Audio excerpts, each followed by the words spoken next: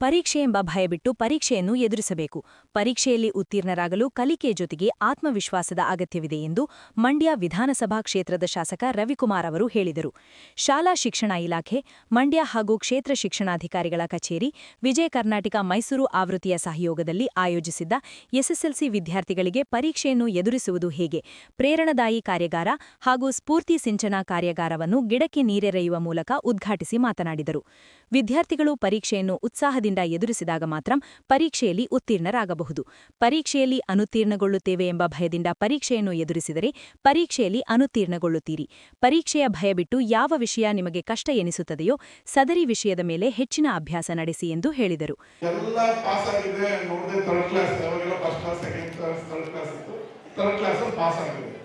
ಆಮೇಲೆ ಕಾಲೇಜ್ ಸೇರ್ಕೋಬೇಕಾದ್ರೆ ಯಾವ ಎಷ್ಟು ನಂಬರ್ ತಗೊಂಡ್ಬರೋಣ ಅಂತ ಹೋಗಿದ್ದೆ.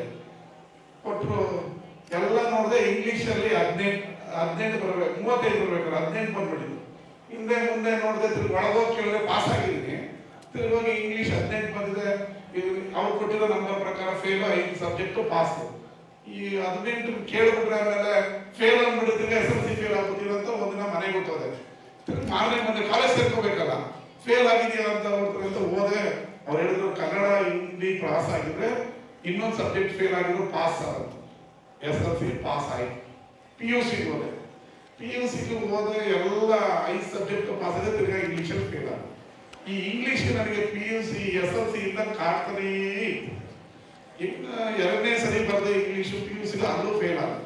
ಮೂರನೇ ಸರಿ ಡಿಗ್ರಿಗೆ ಹೋಗ್ಬೇಕಾದ್ರೆ ಇಂಗ್ಲೀಷ್ ಪಾಸ್ ಆಗ್ಲೇಬೇಕಲ್ಲ, ಏನೆಲ್ಲ ತಿಪ್ಪರ್ಲಾಗ ಹಾಕಿದ್ರು ಪಾಸ್ ಆಗ್ತಲ್ಲ, ಈ ಸರಿ ಪಾಸ್ ಮಾಡ್ಕೊಳ್ಳೇಬೇಕು ಅಂತ ಯೋಚನೆ ಮಾಡಿದೆ. ಕಾಪಿ ಹೊಡಿಯಕ್ ಆಗಲ್ಲ, ಯಾಕಂದ್ರೆ ಇನ್ಸ್ಟ್ರಕ್ಟರ್ ಇರ್ತಾರೆ, ಸ್ಕ್ವಾಡ್ ಬರ್ತಾರೆ, ಓದೇ ಪಾಸ್ ಆಗ್ಬೇಕಲ್ಲ.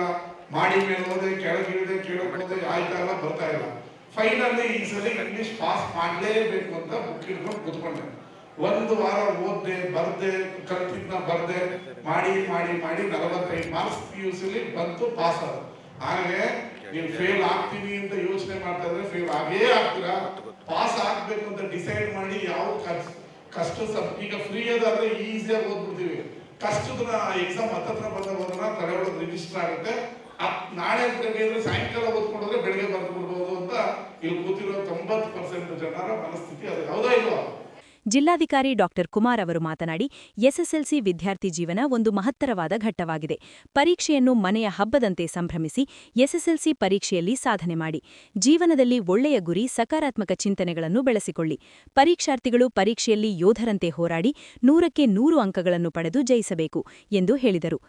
ನಿಮಗೆ ಸಹಕಾರಿಯಾಗಲಿ ಅನ್ನುವಂಥ ಉದ್ದೇಶನ ಇಟ್ಟುಕೊಂಡು ಈ ಕಾರ್ಯಾಗಾರವನ್ನು ಮಾಡಿದ್ದಾರೆ. ಸಂಪನ್ಮೂಲ ವ್ಯಕ್ತಿಗಳಾಗಿ ಡಾಕ್ಟರ್ ರಾಜೇಶ್ ದಿನಕರ್ ನಾಯಕ್ ಅವರು ಆಗಮಿಸಿದ್ದಾರೆ. ಅವ್ರಿಗೂ ನಾನು ಸ್ವಾಗತವನ್ನ ಮತ್ತು ಅಭಿನಂದನೆಗಳನ್ನು ಸಲ್ಲಿಸ್ತೇನೆ.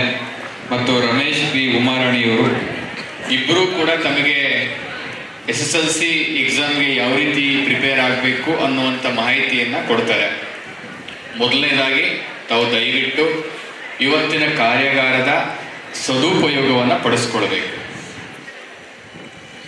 ಯಾಕೆ ಅಂತ ಹೇಳಿದ್ರೆ, ನಿಮ್ಮನ್ನೆಲ್ಲರನ್ನೂ ಕೂಡ ಈ ಒಂದು ಸಭಾಂಗಣದಲ್ಲಿ ಸೇರಿಸಿ ಈ ಕಾರ್ಯಾಗಾರವನ್ನು ಮಾಡ್ತಾ ಇರೋದು ಯಾರ ಒಳಿತಿಗಾಗಿ? ನಿಮ್ಮ ಒಳಿತಿಗಾಗಿ.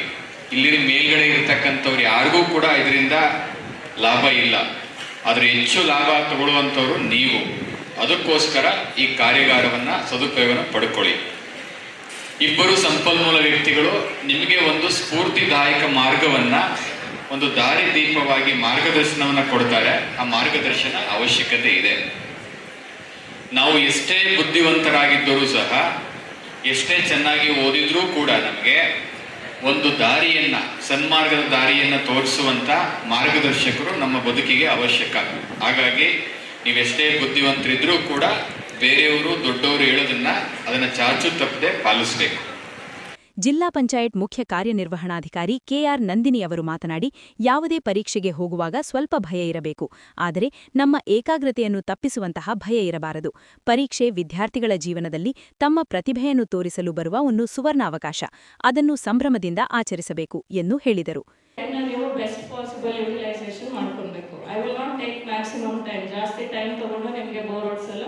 ತುಂಬಾ ಸಿಂಪಲ್ ಆಗಿ ಹೇಳ್ತೀನಿ, but make best use of it. ಯಾರು ಪಕ್ಕದಲ್ಲಿ ಮಾತಾಡಬಾರ್ದು. Is it okay to all of you? Okay. So first point ಏನಕ್ಕೆ ಈ ಕಾರ್ಯಕ್ರಮ ಮಾಡ್ತಾ ಇದ್ದಾರೆ ಅಂತಂದ್ರೆ, ನಮಗೆ ಮುಂದೆ SSLC ಎಕ್ಸಾಮು ಬರ್ತಾ ಇದೆ, ಡೇಟ್ಸು ಫಿಕ್ಸ್ ಆಗಿದೆ ಮಾರ್ಚಲ್ಲಿ ಅಲ್ವಾ. ಸೊ ಎಷ್ಟು ಜನ ಮಕ್ಕಳಿಗೆ ನನಗೆ ಎಕ್ಸಾಮ್ ಬರೆಯೋಕ್ಕೆ ಭಯ ಇದೆ ಅಂತ ಅನ್ಸುತ್ತೆ? ಕೈ ಎತ್ತಿ ನೋಡೋಣ. ಸ್ವಲ್ಪ ಭಯ, ಒಂದು 50% ಭಯ ಇದೆ ಅನ್ನುವಂಥ ಮಕ್ಕಳು. ಒಂಚೂರು ಎಕ್ಸಾಮ್ ಹಾಲ್ ಹೋದ ತಕ್ಷಣ ಚೂರು ಭಯ ಆಗುತ್ತೆ ಅನ್ನೋವಂಥವ್ರು, ಭಯ ಆಗುತ್ತೆ ಎಲ್ಲರಿಗೂ. ಓಕೆ, ಸೊ ಕೈ ಸಿ ಈಗ ಎಂಥ ಟಫೆಸ್ಟ್ ಎಕ್ಸಾಮ್, ಈಗ ಭಾಷಣ ಮಾಡ್ತಾ ನಿಮ್ಗೆಲ್ಲರಿಗೂ ಹೇಳ್ತಾ ಇದ್ರು ನಮ್ಮ ಇಂಡಿಯಾದಲ್ಲೇ ಟಫೆಸ್ಟ್ ಎಕ್ಸಾಮು UPSC ಎಕ್ಸಾಮು ಅಂತ ಹೇಳ್ತಾ ಇದ್ರು. ಅದರಲ್ಲಿ ಮೇಡಮು ಫಸ್ಟ್ ಬಂದಿದ್ದಾರೆ ಅಂತ. ಯಾವುದೇ ಎಕ್ಸಾಮ್ಗೆ ಹೋಗುವಾಗ ಸ್ವಲ್ಪ ಭಯ ಎಲ್ಲರಲ್ಲೂ ಇರಬೇಕು, ಆದರೆ ಜಾಸ್ತಿ ಭಯ ಇರಬಾರ್ದು. ಇನ್ನೂ ಆ ಭಯ ಎಷ್ಟಕ್ಕೆ ಸಾಕಾಗಬೇಕು ಅಂತಂದರೆ, ನಮ್ಮನ್ನು ನಾವು ಏಕಾಗ್ರತೆ ಚಿತ್ತದಿಂದ ಏನು ಕೆಲಸ ಮಾಡ್ತಾ ಇದ್ದೀವಿ ಅದರ ಹತ್ರ ಫೋಕಸ್ ಮಾಡಿಕೊಂಡು ನಾವು ಕಲ್ತಿರೋ ಅಷ್ಟು ವಿಷಯನ ಕೊಟ್ಟಿರೋ ಸಮಯದ ಪರಿಮಿತಿ ಒಳಗಡೆಗೆ ಅಚ್ಚುಕಟ್ಟಾಗಿ ಬರೀಲಿಕ್ಕೆ ಸಾಕಾಗುವಷ್ಟು ಇದ್ರೆ ಸಾಕಾಗುತ್ತೆ ಭಯ. ಕಾರ್ಯಕ್ರಮದಲ್ಲಿ ಸಂಪನ್ಮೂಲ ವ್ಯಕ್ತಿಗಳಾದ ಡಾಕ್ಟರ್ ರಾಜೇಶ್ ದಿವಾಕರ್ ನಾಯಕ್, ಶಾಲಾ ಶಿಕ್ಷಣ ಇಲಾಖೆಯ ಉಪನಿರ್ದೇಶಕ ಲೋಕೇಶ್, ಕ್ಷೇತ್ರ ಶಿಕ್ಷಣಾಧಿಕಾರಿ ಮಹದೇವ, ಜಿಲ್ಲಾ ಸರ್ಕಾರಿ ನೌಕರರ ಸಂಘದ ಅಧ್ಯಕ್ಷ ಕೆ. ನಾಗೇಶ್ ಸೇರಿದಂತೆ ಇನ್ನಿತರರು ಉಪಸ್ಥಿತರಿದ್ದರು.